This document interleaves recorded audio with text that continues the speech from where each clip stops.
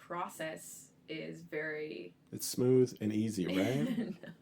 No? I was just going to say that it's fresh in my mind because I just went through it, especially the end of it. And the end of the process, towards the end of finishing a piece is really difficult for me. I have a lot of trouble accepting that something is done. Right. And I go through many phases and many, ranges of emotion with believing in what I've done and then wanting to erase everything that I've done and start over again. The early stage of the process is really fun. Coming up with the idea, writing it all down, singing it, Right. Letting it become something that is catchy, something that gets stuck in my head. Like, all of those things are really exciting. Towards the end, it gets really hard and This is kind of like a self-doubt kind of thing? Or? Yeah, I start to, especially because often these days the pieces that I'm finishing are commissions. Right. Particularly this one was a really high-profile commission opportunity. So I start having these moments of going, why did they even pick me for this? What if this piece doesn't live up to the hype? What if what I've created is not as good as what they were hoping for? Yeah. Or, what if I've lost my authenticity? What if I'm trying too hard? What if I've already written a trumpet solo in another piece and now I have another one? Maybe I should give it to the bassoon instead. I don't know. Or the bass clarinet.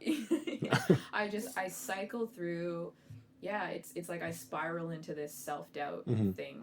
And I eventually spiral back up, but it's almost like I know myself now that is going to happen. Every single time that I'm finishing a big piece, that is what happened. Okay. Yeah. Is there anything you do to, spiral up? Yeah, so, and actually, this is something that I've been working on in therapy. I go to therapy every week. I think that I'm a big advocate for therapy for everybody. Right. I mean, whether you've been through something traumatic or you're just a person with a lot of thoughts, I think it can be really helpful. There's a lot of stuff going on in here.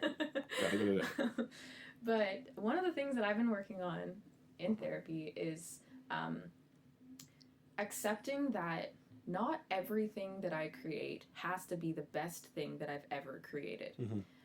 I think one of the things that I've been stuck on for a long time is, I'm a big like growth mindset type of a person. I want every new piece that I put out to be better than the last. I want to make sure that I'm really demonstrating growth in everything that I put out. And but what I've been coming to terms with lately is that, I've set a list of criteria for myself to measure whether the piece is okay or not. And it's things like, will the people who commissioned it be happy? Like, does it match the occasion for which I was asked to write the piece?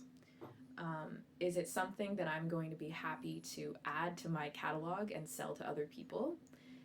Does it tell a story that I feel strongly about telling?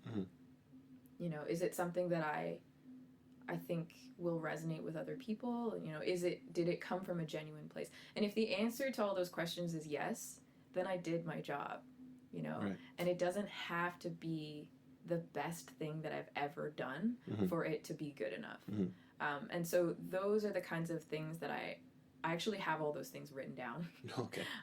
And when I spiral into that self-doubt mode, I make myself answer those questions. Right. And if the answer is yes, then I keep working. Okay. But it's been a long time coming to be able to find a strategy out of that doesn't involve just actually erasing things or like lying on the ground doubting my entire life. Yeah. Why? Oh, why? Okay. Yeah. Yeah. Well, especially I hate to sound like a grandpa, but in today's culture, it's so easy to be constantly comparing yourself. Oh yeah. Be it through social media or whatever it is. But thank you for that. That's I think very helpful to hear those things. I log on to Facebook and I see all these other people posting about awards that they've won or their piece was selected to be played here. I know the feels. I'm thankful that now my network online consists of mainly composers and conductors and like-minded people, which is amazing.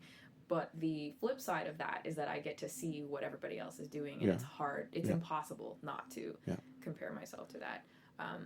but I have a collection of things in my phone titled "Why You're Not an Imposter."